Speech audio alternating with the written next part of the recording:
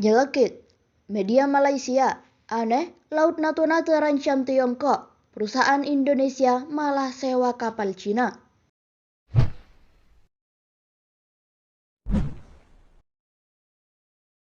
Haiyang Dizi 10, kapal survei garis depan Cina, disebut-sebut berada di batas kontinen Laut Natuna Utara yang merupakan Zi Indonesia.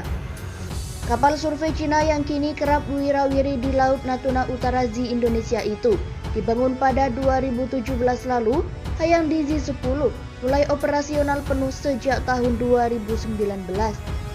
Dikutip dari marinetraffic.com, kapal survei Cina Haiyang Dizi 10 yang mundar-mandir di Laut Natuna Utara Zi Indonesia memiliki panjang 88 meter, lebar 5,8 meter, dan berat 2.368 ton. Di bawah bendera negara Cina, Haiyang Dizi melakukan survei jika tak mau disebut pencurian data minyak bumi di teritori negara lain atas klaim 9 Dash lainnya. Karena ia kerap sekali memasuki teritori negara lain secara ilegal untuk mendukung klaim 9 Dash lain Cina yang sudah ditolak dunia internasional itu. Paling parah saat ia mencuri data pengeboran minyak lepas pantai milik Petronas Malaysia. Haiyang Dizi 9 saat itu sampai berada di Betting Alley selama sebulan penuh tanpa bisa diusir oleh pihak keamanan Malaysia. Keberadaan kapal survei Cina Haiyang Dizi 10 kepergok mondar-mandir di batas kontinen Natuna Utara Indonesia yang juga tak jauh dengan Malaysia menjadi sorotan. Kapal survei Cina Haiyang Dizi 10 diketahui mencoba keluar masuk di Natuna Utara dan sempat warawiri di sekitaran pengeboran minyak milik Rusia dan Indonesia di Blok Tuna yang berdekatan dengan Malaysia. Selain di Natuna Utara, batas kontinen Indonesia, kapal survei Cina Haiyang Dizi 9 juga mengganggu teritori laut Malaysia di Betting Alley. Adanya kegiatan ini diketahui sudah ada sejak 31 Agustus 2021 lalu. Ia kemudian pergi dari sana pada September 2021 namun mendadak kembali pada awal bulan ini. Terkait tingkah kapal-kapal Cina tersebut, media Malaysia menyebut jika Indonesia cuma diam saja. Hal ini seperti dikutip zonajakarta.com dari Defense Security. Dalam artikel berjudul Malaysia lebih vokal bantah Cina, Indonesia berdiam diri yang tayang pada 27 Oktober 2021 kemarin. Sebuah organisasi non-pemerintah yang berbasis di Washington yang dikenal sebagai Asia Maritime Transparency Initiative mengatakan Malaysia sekarang lebih vokal dalam menyuarakan penentangannya terhadap intrusi kapal dan pesawat Cina dibandingkan dengan negara tetangga Indonesia yang mengambil pendekatan diam, tulis Defense Security Asia dalam beritanya.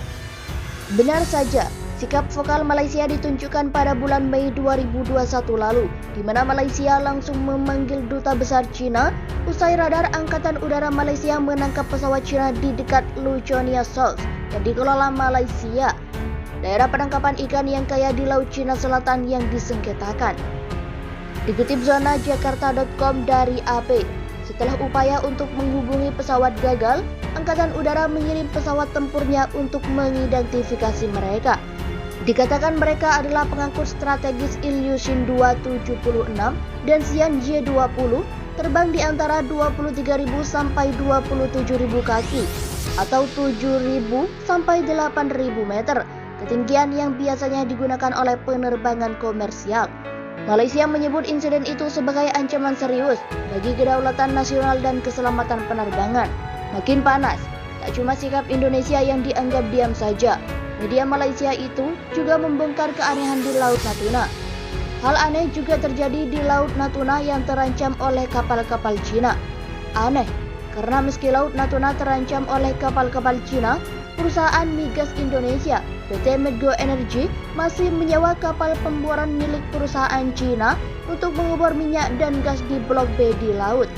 Kapal pemboran Deep Blue Explorer Xinlan Chansu milik perusahaan Cina Oilfield Service Limited terdeteksi sedang ditarik ke Laut Natuna untuk melakukan pekerjaan atas nama PT Medgo Energy.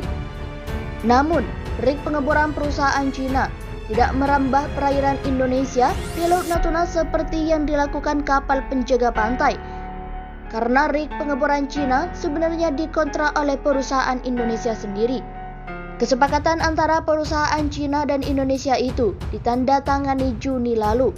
Anehnya, Indonesia menggunakan keahlian dari negara-negara yang merambah perairannya, tulis Defense Security Asia dalam artikelnya pada 27 Oktober 2021.